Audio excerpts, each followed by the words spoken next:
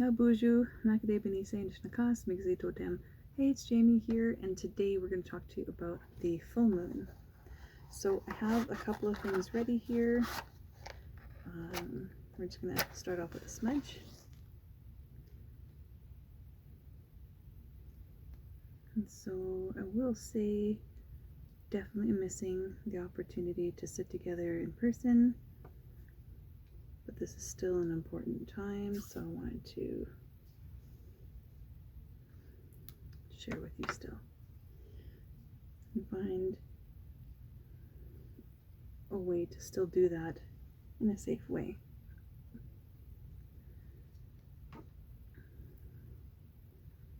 Oh, and for you. Okay. So I have some blueberries. Just gonna smudge those. And I poured some water into my cup. I've got a fluffy on my nose. Okay. And now I've put together a tobacco time. And I'm going to do a little bit of sharing first, talk a little bit about the moons, share a fun fact about the meteor shower that's coming up, and that'll be it. So in this tobacco tie, I've put 4 pinches of tobacco, one for those people who are just having a hard time, and whether or not they know it or not. The other day I was out grocery shopping and I watched people and they were just hunched right over. It's like so hunched over that their knuckles were dragging on the ground. And of course, if you say something to them, they'll be like, no, it's not what's happening. But you can see it, that some people are actually showing outward signs of depression, whether or not they know it themselves. So I prayed for them. There are some people who are going through illness right now, whether it be cancer or emergency surgery or just being at the hospital and you can't have your loved ones around. I prayed for them. And then I thought of all my friends and family, all those people who I consider family, many friends who are now considered family. I prayed for you guys because I love and care for you and wishing you nothing but the best right now, because it's been a challenging year for all of us. And the last pinch I put in was my reflection of, yes, this was a really hard year, but I've learned quite a bit and I've gotten to share with a lot of people, and so for that I'm very grateful, and I look forward to the next year, see what's coming. So I'll be putting that out. And next we're going to pray with these berries. So with these berries, I'm going to put out most of them in the bush. I'm going to have a little bit. I'm going to offer some to my hubby and to my boy, just to pray for the health and well-being of those around us and those who don't even know us, who still need that love and care and that support, that kindness. So, that's what I'm going to say with that. And then the water. If you have a chance to put your water outside and let the moon shine,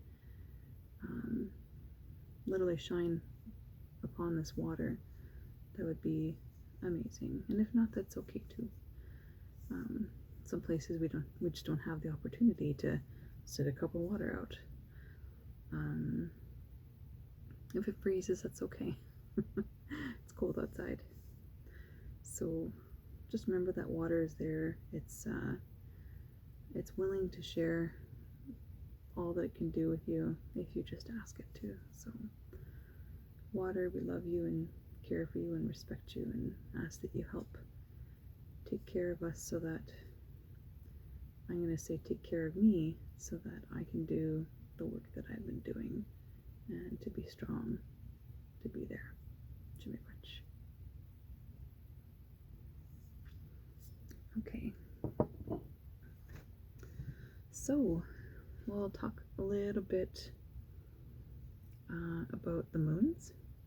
So, this moon is the last full moon of the year, and from what I've heard, there's at least 4 different names, and I'm not going to do super long explanations, just really point form. So there's the great moon, the great spirit moon, I should say, and it's a time of when your spiritual knowledge is going to increase. I don't know about you, but I've actually been having some pretty interesting dreams, and I'm just trying to make a few notes so that I remember them, so that I can reflect on them again later, and try and include the date and just a description of what happened, what you learned.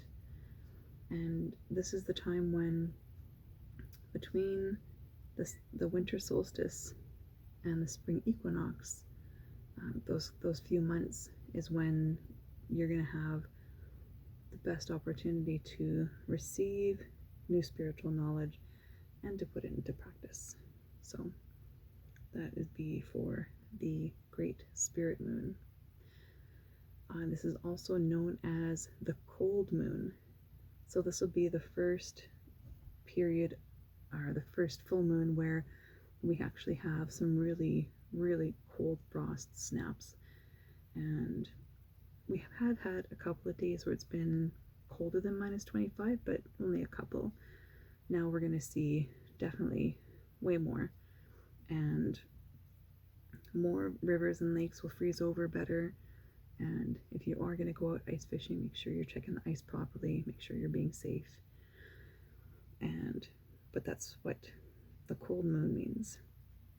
And then there's also the long night's moon, because this full moon happens closest to the winter solstice. The winter solstice is the time of day, or the time of year, when there's the shortest amount of day and time and the longest amount of nighttime. But from now moving forward, there is going to be a little bit more daytime every day until we're back into summertime. And it's interesting because you watch the moon where it rises and where it sets, and it's different from summertime.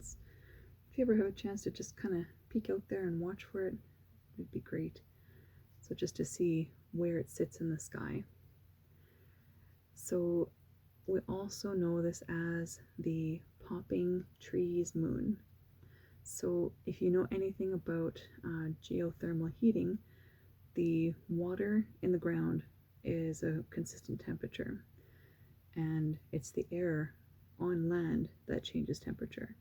So when you're drawing water up in the summertime, that tree would feel cool because it's cooled by the water that it's bringing up from the ground. In the wintertime, the water temperature that's in the ground is warmer than the air. So when it comes up, those trees, when you put your hand on it, when it's a live tree, would probably actually feel almost warm. And sometimes when we get the really cold snaps, like the cold moon suggests, that's the point when sometimes trees will just explode because the water that's in the trees is expanding. So we've seen that happen, on occasion. Probably actually hear it more often than actually see it in person, because it happens when we've had a really fast cold snap. So that's the parts that I know about for this full moon.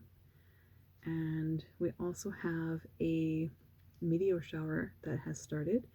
The quadrantid meteor shower began on December 28th and goes until January 12th. The peak is between the 2nd and 3rd, and you could see up to 50 meteors per hour. although around that time, around the peak, the moon will be about 3/4 full, so unfortunately you're going to be competing for light there.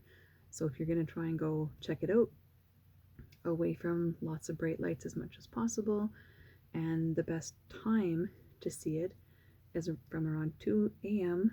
till pre-dawn, and you'd be looking to the northeast part of the sky.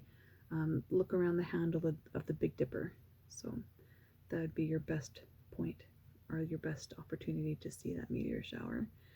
It was named after a constellation that no longer exists, so already a couple hundred years ago they named that constellation, and lots of those stars have either died out or dissipated, and they say that that constellation no longer exists. So